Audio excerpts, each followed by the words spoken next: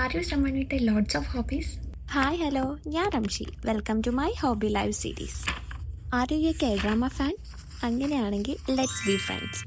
ഇന്ന് നമുക്ക് ഒരുമിച്ചൊരു K drama journaling ചെയ്യാം. നിങ്ങൾ ആദ്യമായിട്ട് കണ്ട കെ ഡ്രാമ ഏതാണെന്ന് ഓർമ്മയുണ്ടോ? ഞാൻ ആദ്യമായിട്ട് കണ്ടിട്ടുണ്ടായിരുന്നത് legend of the blue sea ഇല്ലേ, അതാണ് കേട്ടോ. ഒരുപാട് കെ ഡ്രാമാസ് കണ്ടിട്ടുണ്ടെങ്കിലും നമുക്ക് ചിലത് കുറച്ചും കൂടി സ്പെഷ്യൽ, നമുക്കൊരു കംഫർട്ടായിട്ട് തോന്നുന്ന കുറച്ച് ഡ്രാമാസ് ഇല്ലേ. അങ്ങനെ എനിക്ക് ഏറ്റവും കംഫർട്ടായി തോന്നുന്ന ഒരു ഡ്രാമയാണ് ഇത്, റിപ്ലൈ 1988. ഈ ഡ്രാമ ഇതുവരെ കാണാത്തൊരു കെ ഡ്രാമ ഫാനാണ് നിങ്ങളെങ്കിൽ മക്കളെ, നിങ്ങൾക്കൊരു മാസ്റ്റർ പീസ് ആയിട്ടാണ് മിസ്സായിട്ടുള്ളത്. വേഗം പോയി കണ്ടു നോക്കിക്കോളി. Then thank me later. Okay, 2015 കേട്ടോ നമ്മുടെ ഈ മാസ്റ്റർ പീസ് ആയിട്ട് ഇറങ്ങിയിട്ടുള്ളത്. കുറച്ച് പഴയ ഒരു വിൻറ്റേജ് ഒരു കാലഘട്ടത്തിലുള്ള ഒരു വൈബിലൊരു ഡ്രാമയാണ്. കണ്ടു കഴിഞ്ഞാൽ എന്തായാലും ഇഷ്ടപ്പെടും.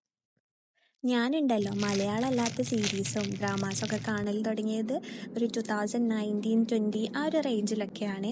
അന്ന് കെ ഡ്രാമയാണെന്ന് വിചാരിച്ച് കണ്ടതെല്ലാം പിന്നെയാണ് മനസ്സിലായത് അത് ചൈനീസും ജാപ്പനീസും ഒക്കെ ആയിരുന്നെന്ന്.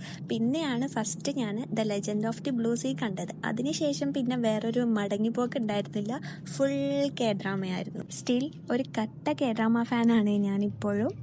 എല്ലാ കെ ഡ്രാമ ഫാൻസിൻ്റെയും പോലെയും എൻ്റെ ഡ്രീം ഡെസ്റ്റിനേഷൻ, ഡ്രീം കൺട്രി എന്ന് പറഞ്ഞിട്ടുള്ളത് നമ്മുടെ സൗത്ത് കൊറിയ, സോൾ തന്നെയാണ് കേട്ടോ. ഇൻഷാ അല്ലാ ഒരു ദിവസം വിസിറ്റ് ചെയ്യണം എന്നുള്ളതാണ് എൻ്റെ ഏറ്റവും വലിയ ആഗ്രഹം. നിങ്ങളുടെയൊക്കെ ഡ്രീം കൺട്രി ഏതാണ്?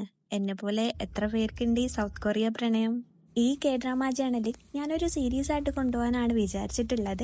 ഞാൻ കണ്ടിട്ടുള്ള എല്ലാ കെ ഡ്രാമാസും ഇങ്ങനെ ജേർണലിംഗ് ആക്കി വെക്കാം. ഇനി ഞാൻ കണ്ടിട്ടില്ലാത്ത, നിങ്ങൾ കണ്ടിട്ടുള്ള നിങ്ങളുടെ ഫേവറേറ്റ് ഡ്രാമാസ് ഉണ്ടെങ്കിൽ അത് കമൻറ്റ് ചെയ്യൂ, നമുക്ക് അത് കണ്ടിട്ട് അതും ചെയ്യാം കേട്ടോ. അപ്പോൾ ഇന്നത്തെ നമ്മുടെ കെ ഡ്രാമ ജേർണലിംഗ് ഇവിടെ കംപ്ലീറ്റ് ആയിട്ടുണ്ട്. ഇതാണ് ഫൈനൽ ലുക്ക് വന്നിട്ടുള്ളത്. അടുത്ത കെ ഡ്രാമ ആയിട്ട് ഞാൻ വരാവേ. അപ്പോൾ അതുവരെ അന്യോങ്.